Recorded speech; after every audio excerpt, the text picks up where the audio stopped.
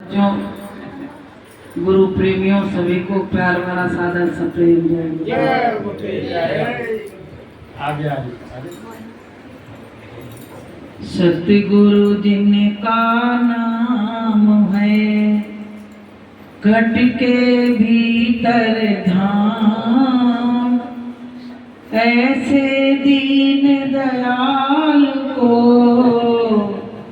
Coat न कोटि प्रणाम। प्रेमियों, ये हमारा तुम्हारा बड़ा सौभाग्य है कि नित सत्संग और नित साधना। बुरा वक्त आ रहा है तो गुरु महाराज अपने प्रेमियों को चिता के जगा के और सत्संगों में भेज रहे हैं। प्रेमियों, अब वो तूफान, वो आंधी हाहाकार की आने वाली है। ऐसी भीषण विपत्ति में संसार वाले यही नहीं समझ पाएंगे कि हम कहाँ जाएं और कहाँ नहीं जाएं। लेकिन गुरु महाराज के जो प्रेमी हैं उनको पता है कि विपत्ति के वक्त में हमको क्या करना है और क्या नहीं करना है। तो प्रेमियों, ये चार शहर के नाके का सौभाग्य है कि सारे प्रेमी एकजुट होके और गुरु महाराज की याद करते हैं। प्रेमियों, ये मानो चोला हमको परमात्मा की भक्ति के लिए मिला। गुरु महाराज कहते हैं, बच्चों, इस मनुष्य तन को पाके यदि तुमने उस मालिक की याद नहीं की तो तुम्हारा इस दुनिया में आना बेकार होगा। चाहे जितने बड़े बड़े महल बनाओ, बड़ी बड़ी हवेली बनाओ और बड़ी बड़ी तिजोरी रख लो, लेकिन तुम्हारे साथ कुछ जाने वाला नहीं है। कि सब यही धरा रह जाएगा, कुछ साथ न तेरे जाएगा। सब यही धरा रह जाएगा, कुछ साथ न तेरे आएगा। कैसे सुंदर ये महल बने, कैसे सुंदर ये महल बने, एक कंकड़ साथ नहीं जाएगा, सब यहीं पड़ा रह जाएगा। कुछ साथ न तेरे जाएगा, सब यहीं पड़ा रह जाएगा। प्रेमियों, कुछ साथ जाने वाला नहीं। जब जीव मरता है तो देखना चाहिए कि ये क्या ले जा रहा है।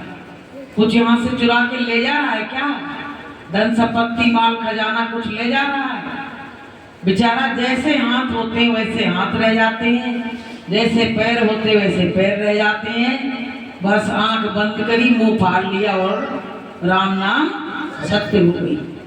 तो प्रेमियों, जब कुछ जाना ही नहीं है तो जीव को हर वक्त चिंतन इसका नहीं करना चाहिए धन दौलत का। हमको क्या करना चाहिए? परमात्मा का चिंतन करना चाहिए। गुरु महाराज कहते, बच्चों, जो परमात्मा का चिंतन करता है उसका तो जीवन सफल हो जाता है, और जो धन संपत्ति माल खजाने का चिंतन करता है वो तो भैया सांप बन के उसी संपत्ति पे बैठता है। तो प्रेमी भाई बहनों, अगर आपके घर में धन आ रहा है तो उसको पाक साफ करना है। जैसे सोना तपाया जाता है, ऐसे अगर उसको पाक साफ करना है, तपाना है, तो उस धन को सत्संग में लगाओ। आए गए का सत्कार, भूखे को भोजन, गरीब दुखिया की मदद, ये मानव धर्म है। कि कबीरा कहे कमाल से और दो बातें ले सीख, और कर साहब की बंदगी भूखे को दे भीख। तो परमात्मा की बंदगी करो और जो आए गए आए उनका सत्कार करो। और कोई गरीब बच्ची की शादी नहीं हो रही है, पैसे के पीछे उसकी शादी रुकी है, तो हमारा मानव धर्म है कि अगर मुझ पर थोड़ा बहुत है तो उसको जरूर मदद करो। तो प्रेमियों, जो जीवन जा रहा है, 60 साल की उम्र, 50 साल की उम्र, इसमें सब ऐसे ही लोग बैठे हुए हैं। 40 साल की ज्यादा ऐसे ही लोग बैठे हैं, यहाँ 55 वाला कोई नहीं बैठा है। लेकिन काल क्या कहता है कि चाहे जवान हो, चाहे बूढ़ा हो, चाहे बच्चा हो, मेरे लिए सब बराबर है। मेरा जब जी चाहेगा इस जीवन की बगिया को हम उसके उजाड़ देंगे। तो प्रेमियों, जब ये बात हमको मालूम है तो हमको वृद्धावस्था का इंतजार ना करके जब चेतो जब ही सवेरा, जब चेत जाओ जब ही भजन की माला ले लो और परमात्मा से युक्ति ले लो और अपना काम शुरू कर दो। तो प्रेमियों, एक बार क्या हुआ, एक छोटा सा बच्चा 3 साल का सत्संग में आके बैठने लगा। तो वहां के जो लोग थे कहने लगे, भैया जी जरा सा बच्चा रोज रोज आके बैठ जाता है। बोले भगाओ इसको, ये क्या करेगा। और ना उधम मचाए ना कुछ, शांति से बैठ के और सत्संग सुने। तो गुरु जी ने कहा उससे कि बेटा, तू तो खेलने खाने के दिन है, तू यहाँ क्यों आके बैठ जाता है। तो बच्चे ने पता क्या कहा, बोला मेरी एक बात का बस जवाब दे दो तो मैं सत्संग में आना बंद कर दूंगा। तो गुरुजी ने कही कौन सा जवाब। बोले ये बताओ कि कोई बगीचा लगाता है, तो जब बगीचे में फूल तोड़ने जाता है तो पता है बड़े बड़े फूल ही तोड़ता है कि छोटे भी तोड़ता है। बोले तो बगीचे का मालिक है, उसकी जो इच्छा होगी वही फूल तोड़ लेगा। तो बोले बस मेरी यही बात है कि पता नहीं वो काल कब आए और कब हमारा काल कलेवा कर जाए, इसलिए मैंने जब से होश संभाला है, थोड़ी सी हमको सद्बुद्धि आई है, तो मैंने सत्संग में आना शुरू कर दिया। तो गुरु जी ने कहा भैया जी बच्चा बड़ा अच्छा है, इसके विचार कितने अच्छे हैं। तो प्रेमियों, पूर्व जन्म के संस्कार रहते हैं, पूर्व जन्म के संस्कार से आदमी की भावना विचार बदलते हैं। अब इस सत्संग में बहुत लोग आते हैं, लेकिन ध्येय सबके अलग अलग है। इस सत्संग में आने का ध्येय सबको परमात्मा प्राप्ति नहीं है, ये हमेशा ध्यान रखना। अभी सबका अगर गुरु महाराज आ जाए और सबका हृदय खोल के देखें तो सबके मन में कुछ और ही भरा है, कुछ और भरा है। देखो कुछ लोग आते कहते चलो टाइम पास हो जाएगा, और कुछ लोग कहते हैं चलो बढ़िया समोसा आए होंगे, और कुछ लोग क्या कहते हैं चलो कुछ मिल ही जाएगा सत्संग में, मंच से पैसे उठा लाएंगे। अब सबकी भावना अलग अलग है। एक बार एक राजा ने तपस्या करी तो भगवान खुश हो गए। तो भगवान ने कहा कि तुम कुछ मांग लो, तुमको मांगना हो। तो राजा ने कहा हमारी प्रजा को अपने दर्शन करा दो, बस हमारी यही इच्छा है। तो बोले ऐसे कैसे, दर्शन कैसे कराएंगे, दर्शन तो बड़े मुश्किल से होते। बोले नहीं, आपने पूछा है तो मैंने मांगा है, आपको तो करना पड़ेगा। अब प्रेमियों क्या हुआ, सारी प्रजा से राजा ने कह दिया कि चलो आज भगवान आ रहे हैं, सबको दर्शन देंगे और सबको चलना है दर्शन करने। जनता बड़ी खुश हो गई कि चलो चलेंगे, बिना तपस्या के दर्शन मिल रहे हैं। अब प्रेमियों क्या हुआ, भगवान ने समय दे दिया, बोले इतने समय में मैं आ जाऊंगा। अब भगवान जब आए, अब राजा सबको बुलाए। भगवान ने ऐसी माया प्रकट करी कि जगह जगह हीरा जवाहरात, खाने का सामान, पीने का सामान सब दुकानें लगा। अब जो जनता आई तो उसने देखा भैया इतने दिन का हमने कुछ खाया ही नहीं, ये खा लो पहले फिर चलते। और किसी ने कहा सोना चांदी इसको लूट लो, फिर बाद में कर लेंगे, भगवान तो फिर मिल जाएंगे। अब भैया ऐसे करते करते करते करते राजा बड़ा परेशान, बोला समय निकला जा रहा है, चलो जल्दी से।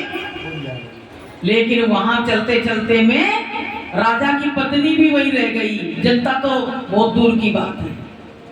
तो जब अकेले पहुंचे राजा, पत्नी से बोले कि तू तो चल मेरे साथ, कम से कम जनता मुकर गई तो तू तो मत मुकर। तो पत्नी गई संग में। अब राजा ने कहा कहाँ गई तुम्हारी जनता?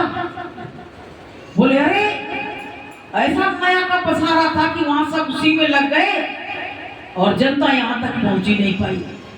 तो भगवान ने कहा कि जाकी रही भावना जैसी, प्रभु मूरत देखी तिन तैसी।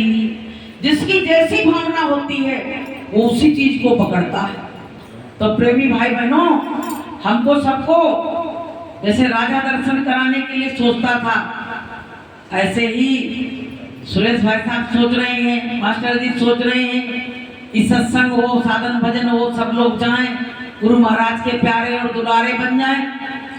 लेकिन लोगों के विचार भावना नहीं बदल रही, कैसे क्या किया जाए? तो प्रेमियों, जैसा करोगे वैसा ही भरोगे। कुछ हाथ आने वाला नहीं है। जब अपनी संपत्ति को हम साथ नहीं ले जा सकते हैं तो गुरुदेव की संपत्ति को क्या अपने साथ ले जा पाएंगे? तो संतों ने कहा है, भगवान ने कहा, आपकी रामायण में लिखा है कि मोहे छल छिद्र कपट नहीं भावा, निर्मल मन जन सो मोहि पावा। जिनके हृदय दंभ नहीं माया, तिनके हृदय बसे रघुराया। लोग बड़ा कराएंगे, जमाई लेंगे, अरे राम, अरे भगवान कहाँ? और जो सोचते भगवान नहीं आ जाए, कहूँ जो मेरे अंदर की जितनी हरकतें की भगवान देख ले। तो खाली ऊपर से काम हो रहा है प्रेमियों, हमारा सबका अंदर से किसी का काम नहीं हो रहा है। नहीं तो मालिक को मिलने में बिल्कुल देर नहीं लगती। इसलिए प्रेमी भाई बहनों, अपने मालिक को जैसे मीरा ने पुकारा, दिन और रात रोई मीरा। कहते हैं कि मीरा की तकिया ऐसे भीग जाती थी कि पानी, उसको 2-2 बाल्टी पानी निचोड़ लो। बताइए, तो इस तरह का भाव हमारे अंदर जब आ जाएगा तभी प्रेमियों हमारा काम होगा कि धीरे धीरे रे मना धीरे सब कुछ होए, और माली सींचे 100 घड़ा तो ऋतु आए फल हुए। गुरु महाराज छोड़ने वाले हैं नहीं, चाहे जितना कर लेना, मालिक नहीं छोड़ने वाला है। तुम चाहे छोड़ दो उसको, तो अपना भाव विचार अच्छा रखो, अपने गुनाहों की माफी नित्य परमात्मा से मांगो कि हे गुरु महाराज, मुझे जैसे पापी अधर्मी को अपने चरणों में लगा लिया, जगह दे दी, इससे बड़ा और क्या हो सकता है जीवन में? मालिक से इस तरह से विनती करो, प्रार्थना करो, पुकार लगाओ। जब दीनता की पुकार लगती है तो परमात्मा को सुनने में भी देर नहीं लगती है। तो बोलिए प्रेम से।